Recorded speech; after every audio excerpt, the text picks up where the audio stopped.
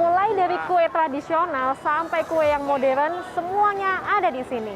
Inilah Pasar Kue Subuh di Senen, Jakarta Pusat.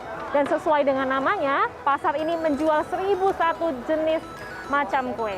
Dan ada apa saja ya kuenya? Yuk kita lihat. Mulai dari kue yang berbahan dasar tepung beras sampai yang tepung terigu. Dari Bika Ambon, Nagasari, sampai kue talam. Nama-nama kue dari A sampai Z semuanya bisa ditemukan di pasar ini. Selain harganya yang terjangkau, pasar kue ini bukan buka di pagi hari, tapi malam pukul 7 sampai subuh hingga pukul 6 pagi. Pasar kue ini tak pernah sepi pengunjung. Bahkan pembelinya sebagian besar adalah pelanggan yang memborong dalam jumlah besar untuk dijual lagi.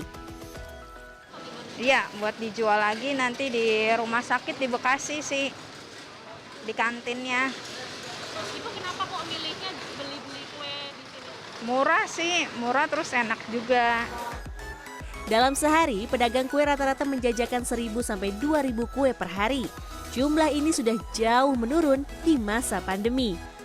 Hal ini disebabkan tidak adanya pesanan untuk acara seperti hajatan pernikahan atau syukuran yang sebenarnya menjadi segmen pasar terbesar. Untuk pemasukannya ya merosot 50% lah Mbak. Apalagi yang PPKM kedua kemarin kan kita bukan dari jam 12 malam ya. Sampai sekarang ini PPKM dibuka baru kita mulai dari sore lagi. Ini pun belum ada 100%, ya paling hanya 80% lah normalnya.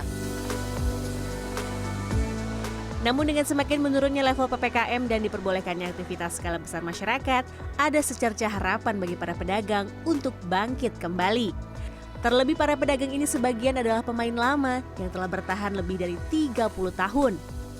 Jika menilik sejarahnya, para pedagang ini awalnya berdagang di Blok 1 dan 2 Pasar Senen.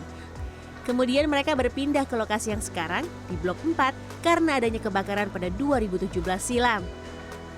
Misalnya ada satu cerita dari Pak Ai Prosidi tentang bagaimana Rendra yang baru datang dari Jogja itu menikmati kue-kue di Pasar Senen. Gitu. Artinya kan kita bisa dapat informasi bahwa di tahun 1950-an awal itu Pasar Senen itu sudah banyak dihuni oleh pedagang kue walaupun tidak terorganisir.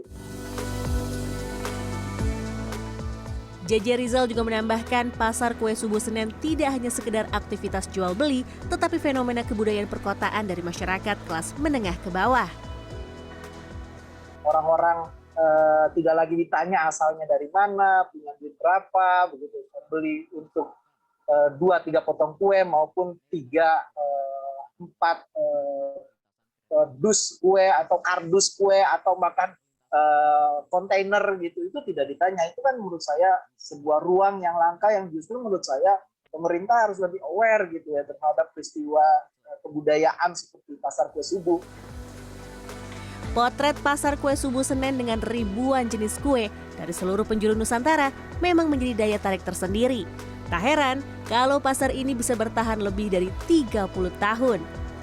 Putri Demes, Andri Kurniawan, Jakarta.